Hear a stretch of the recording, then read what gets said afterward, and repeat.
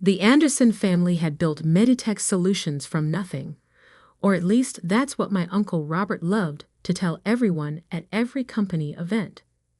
Standing at the podium in his perfectly tailored suit, he'd recount how he and my father had started in their garage, two brothers with a dream of revolutionizing medical technology.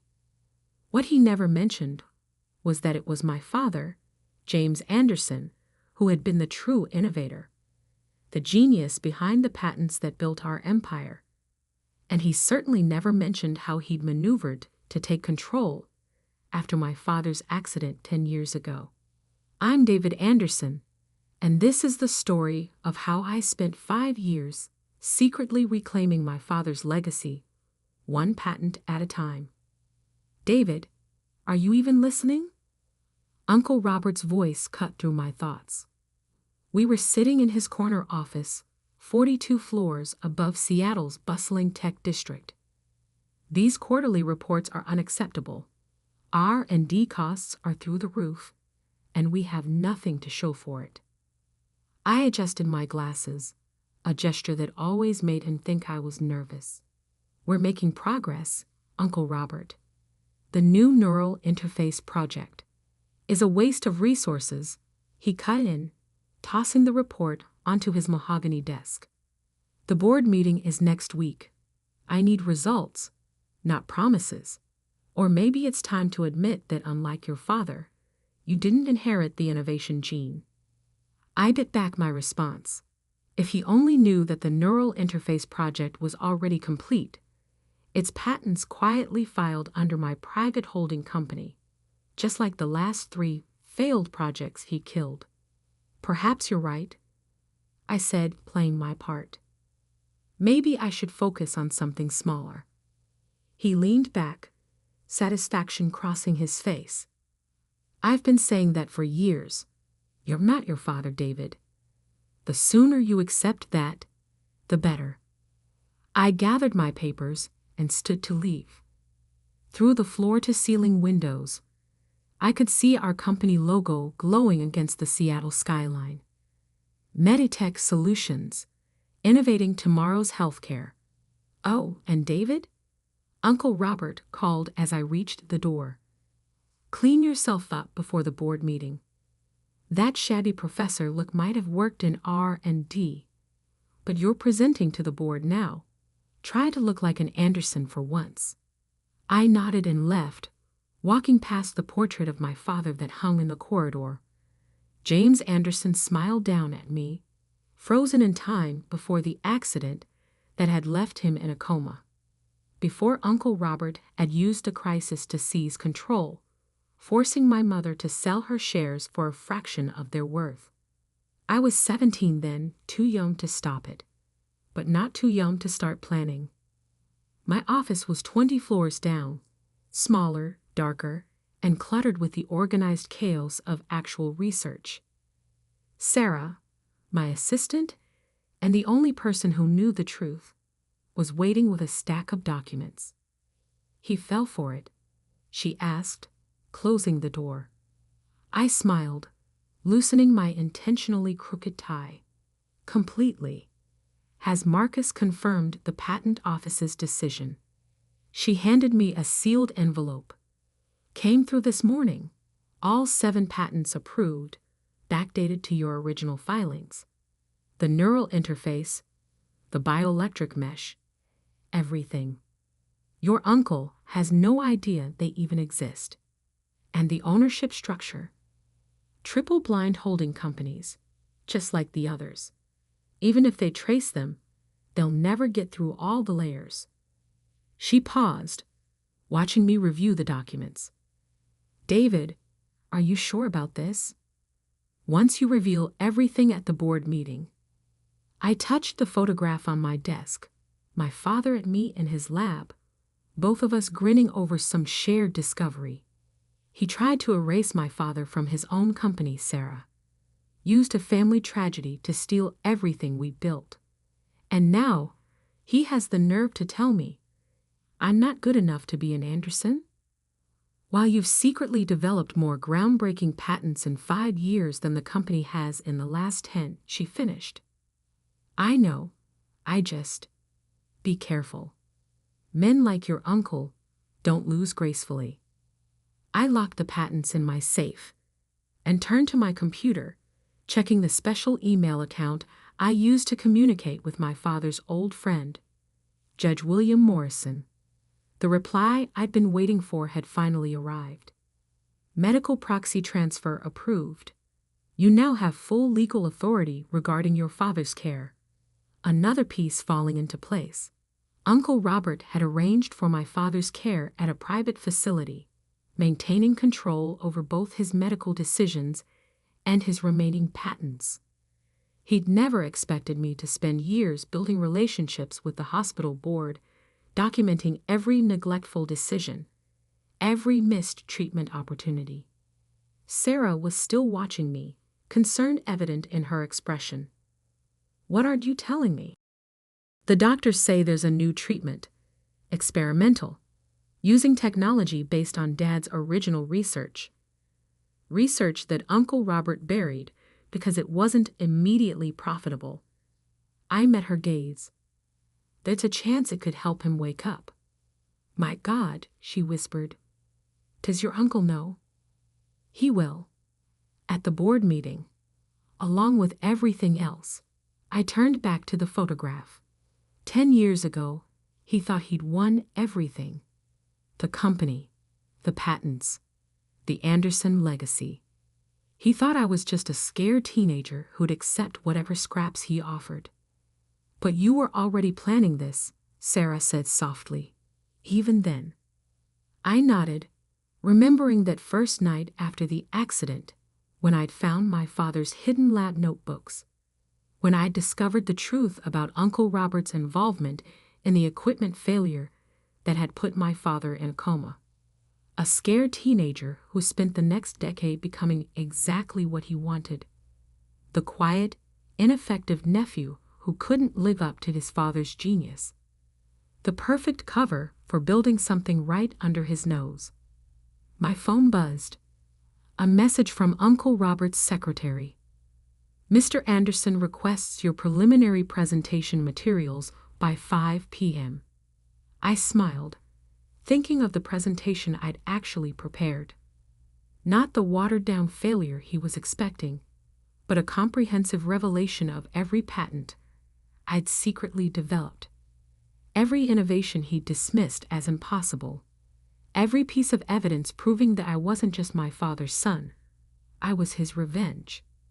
Sarah, I said, straightening my purposefully rumpled jacket, I think it's time we stopped playing the part of the incompetent division. Call Marcus at the patent office. Tell him to prepare everything we discussed. Next week's board meeting is going to be educational. She nodded, already reaching for her phone. And your uncle? I looked out at the Seattle skyline, at the company logo my father had designed. Let him enjoy his corner office for a few more days. After all, the best revenge isn't just about winning. It's about letting them see exactly how badly they've lost. The stage was set. The patents were secured.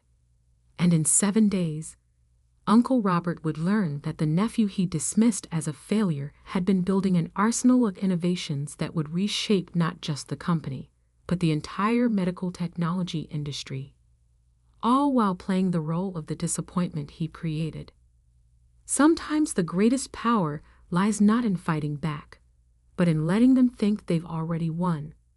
And next week, when those patent documents appeared on the screen, Uncle Robert would finally understand just how completely he'd lost the war he didn't even know he was fighting. The week before the board meeting passed in a blur of careful preparation.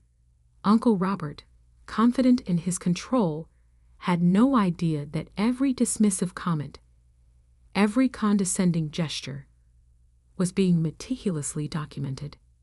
Each interaction another nail in the coffin of his carefully constructed lies.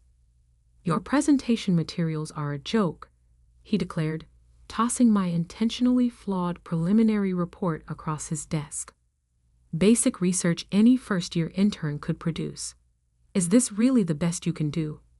I adjusted my glasses nervously, a gesture I'd practiced until it became second nature. I can revise it. Don't bother. He turned to stare out his window at the Seattle skyline. I've already asked Dr. Phillips to prepare a backup presentation. At least he understands what real innovation looks like. Dr. Phillips, the same researcher who had helped Uncle Robert sabotage my father's lab equipment 10 years ago. I'd found the evidence in encrypted emails, carefully preserved on backup servers that Robert thought he'd wiped clean. Of course, I mumbled, gathering the scattered papers. Whatever you think is best. His voice stopped me at the door. You know, David, maybe it's time you considered a different career path. Your father, he'd understand. Not everyone inherits the genius gene. I turned, letting him see exactly what he expected. Defeat, resignation, the familiar shame of a son who couldn't measure up. Maybe you're right. Back in my office, Sarah was waiting with the real presentation materials. Everything's ready, she said, closing the door. Marcus confirmed that all patent registrations are now publicly searchable. The timing will be perfect. I unlocked my safe and pulled out a thick folder labeled Project Legacy. Every innovation I'd developed over the past 5 years, each one building on my father's original research. The neural interface that could revolutionize prosthetic limbs. The bioelectric mesh that could regenerate damaged nerve tissue. And most importantly, the therapeutic protocol that could help patients like my father emerge from long-term comas. The hospital board voted this morning, Sarah continued. They've approved the transfer of your father's care to the new facility. Everything's in place for the treatment to begin next week. I nodded, thinking of the private medical center I'd secretly helped fund, staffed by doctors who'd worked with my father before the accident. Has Uncle Robert noticed any of the preparations? He's too busy damage controlling the Milton contract situation. Sarah smirked. Apparently, their CEO was very upset to learn that their primary contact at Meditech has been developing revolutionary technology for a competing firm. That had been one of my more elegant moves, using a shell company to file patents that would directly compete with Uncle Robert's most lucrative contracts. The resulting stock volatility had the board nervous, making them more receptive to what I was about to reveal. David? Sarah's voice softened. There's something else you should see. She handed me a manila envelope. Inside was a police report from 10 years ago, the official investigation into my father's accident. Most of it I'd seen before, but one detail caught my eye. A witness statement that had been mysteriously deleted from the digital records. Where did you find this? Your father's old secretary finally agreed to talk. She kept a hard copy, afraid of what your uncle might do if he knew. Sarah pointed to a highlighted section. Read this part. The statement described unusual activity in the lab the night before the accident. Someone accessing the equipment after hours, making unauthorized modifications. The witness had reported it to Robert Anderson, who assured her he would handle it personally. The next day, my father was found unconscious in his lab, the victim of an unexplained equipment malfunction. We already knew he was responsible, I said quietly. Yes, but this is proof. Official documentation that he was warned about potential tampering and did nothing. Sarah met my gaze. This isn't just about patents anymore, David. This is criminal negligence at best, attempted murder at worst. I carefully resealed the envelope. Have copies sent to every board member's private email, timed to arrive during my presentation. The next few days passed in careful orchestration. I made sure to appear distracted and unprepared whenever Uncle Robert was watching. I fumbled equipment during demonstrations, stuttered through progress reports, played the part of the failing son so perfectly that he actually began to feel sorry for me. "I've been thinking," he said during our final pre-board meeting. "Maybe we could find you a position in corporate communications, something less technical." "That's very kind," I replied, letting my voice shake slightly. "But I'd like to try presenting my research first.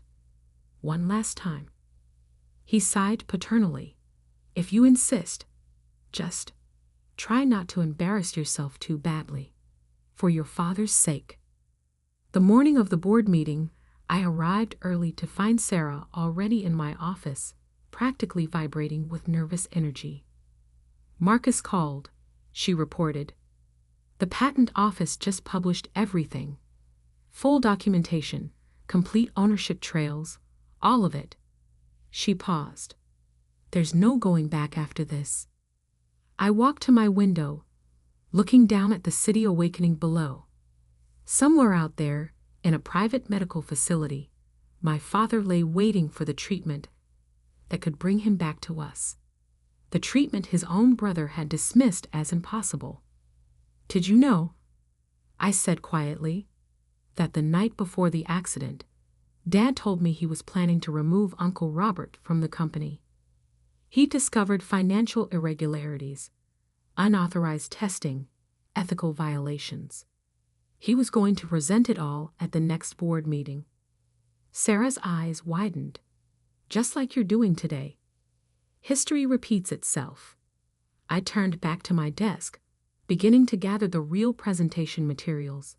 But this time, the son finishes what the father started. My phone buzzed. Uncle Robert's final message before the meeting.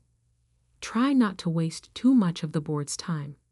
Dr. Phillips' presentation will cover any gaps." I smiled, thinking of the gaps that were about to be revealed in his own carefully constructed facade. The patents he didn't know existed, the witness statement he thought he buried, the evidence of his involvement in my father's accident. "It's time," Sarah said softly. I straightened my tie, no more intentional sloppiness, and picked up my presentation materials. "Uncle Robert wanted me to be a failure," I said. "He spent 10 years convincing everyone that I couldn't live up to my father's legacy. And instead, I surpassed it. Built something bigger than he could imagine. Right under his nose." I headed for the door. Let's go show him exactly what the Anderson genius gene can do. The boardroom awaited, and with it, a reckoning 10 years in the making. Uncle Robert thought he was about to witness my final failure. Instead, he was about to learn that sometimes the greatest innovations aren't just technological. Sometimes they're the careful, patient construction of a truth so powerful it can shatter a decade of lies with a single presentation. And I had one hell of a presentation ready. The Meditech Solutions boardroom gleamed with power and privilege. 15 board members seated around a massive mahogany table, each representing billions in investment capital. Uncle Robert sat at the head, naturally, with Dr. Phillips at his right hand. I could see them exchanging confident smiles, already anticipating my humiliation. If only they knew. "Let's begin," Uncle Robert announced, his voice carrying that familiar note of condescension. "David has prepared a presentation on his recent research activities. Try to be patient." A few board members chuckled politely. I stood, connecting my laptop to the room's display system. Sarah sat in the corner, recording everything as planned. "Thank you, Uncle Robert," I said, my voice steady. No more nervous adjustments of my glasses. No more practiced stumbling. I'd like to discuss the future of medical technology, specifically in neural interfaces and regenerative medicine. We've been through this, Robert interrupted. Your preliminary reports showed no viable. Those weren't my real reports, I said quietly. The room went still. Those were what I wanted you to see. Just like you've spent 10 years seeing exactly what you wanted to see. A failure. A disappointment. A son who couldn't match his father's genius. I clicked to the first slide. Patent documents filled the screen. My name clearly listed as inventor. Then another, and another. 7 in total, each representing a breakthrough that could revolutionize modern medicine. What is this? Dr. Phillips demanded, shuffling through his papers. These patents aren't in our database. Because they don't belong to Meditech, I replied. They're registered to my private holdings. Every innovation you dismissed, every project you killed, I developed them independently, while playing the role you created for me. Uncle Robert's face had gone pale. This is corporate espionage, using company resources for private. Actually, I clicked to the next slide, showing detailed financial records. Everything was developed using my own resources. Resources I've been accumulating since I was 17, since the day of my father's accident. The boardroom erupted in whispers. I saw several members checking their phones, no doubt finding the email Sarah had timed to arrive at exactly this moment. The neural interface you called impossible? I continued, my voice gaining strength. It's already in clinical trials. The regenerative mesh you said would never work. 3 major hospitals are preparing to adopt it. And the coma recovery protocol you dismissed as fantasy. I turned directly to my uncle. That begins testing next week, on Dad. Robert shot to his feet. D is incompetente fraud must believe, he shouted, desperation creeping into his voice. He's trying to steal my brother's legacy. Your brother's legacy. I opened the final file.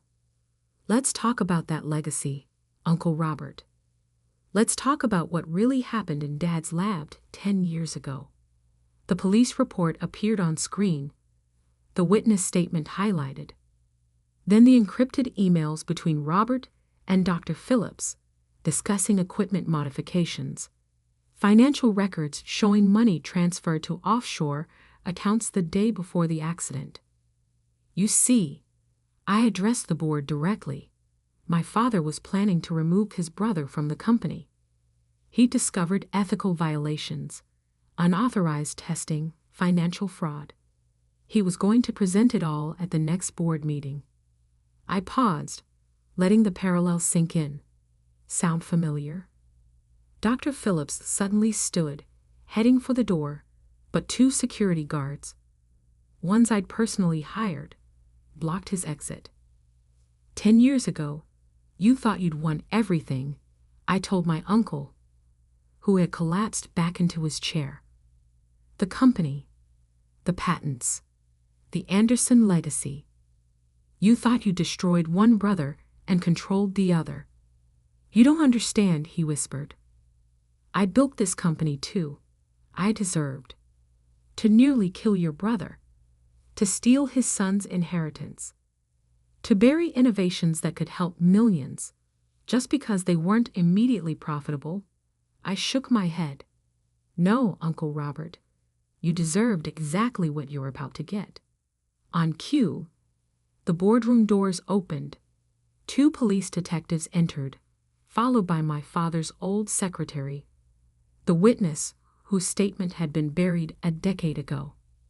Robert Anderson, the lead detective, announced, "You're under arrest for attempted murder, corporate fraud, and criminal conspiracy." As they led my uncle away, I turned back to the board.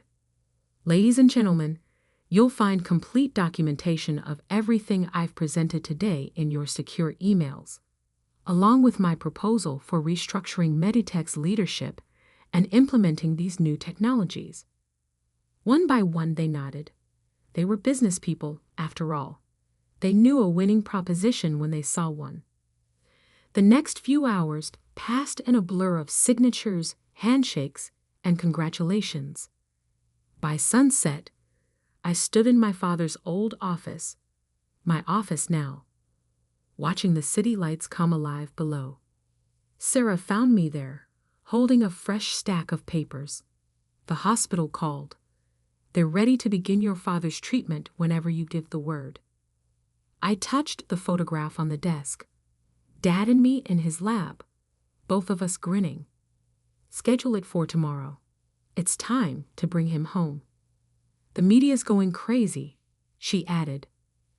Everyone wants to know how the failed son managed to develop 7 groundbreaking patents while pretending to be incompetent. I smiled, thinking of all the roles we play in life. The failed son, the grieving nephew, the secret genius biding his time. Tell them the truth, I said. Tell them I learned from the best. My father taught me that true innovation isn't about appearance or power. It's about patience, dedication, and the quiet certainty that truth eventually prevails. Later that night, I visited Dad in his new medical facility. The doctors were optimistic about the treatment's potential. Even if he didn't fully recover, they expected him to regain consciousness, to finally learn how his son had protected and avenged his legacy. You were right, Dad, I whispered, holding his hand. The Anderson genius didn't skip a generation. It just learned to work in the shadows, waiting for the right moment to step into the light. In the end, the greatest revenge wasn't just reclaiming the patents or exposing Uncle Robert's crimes. It wasn't even about becoming CEO of the company he tried to steal. The greatest revenge was knowing that somewhere in a prison cell, my uncle was finally understanding the truth. He'd spent 10 years mentoring his own destruction, teaching me exactly how to play the role of the failure while building something far greater than he could imagine. And that was the most innovative thing of all, because sometimes the quietest revolutions are the ones that change everything. Sometimes the greatest power lies not in what you show the world, but in what you keep hidden until exactly the right moment. Just ask Uncle Robert. He has plenty of time to think about it now. As for me, I have a company to run, technologies to develop, and most importantly, a father to help heal. After all, that's the true Anderson legacy, not power or patents or profit, but the relentless pursuit of innovations that can make the world better. One quiet revolution at a time.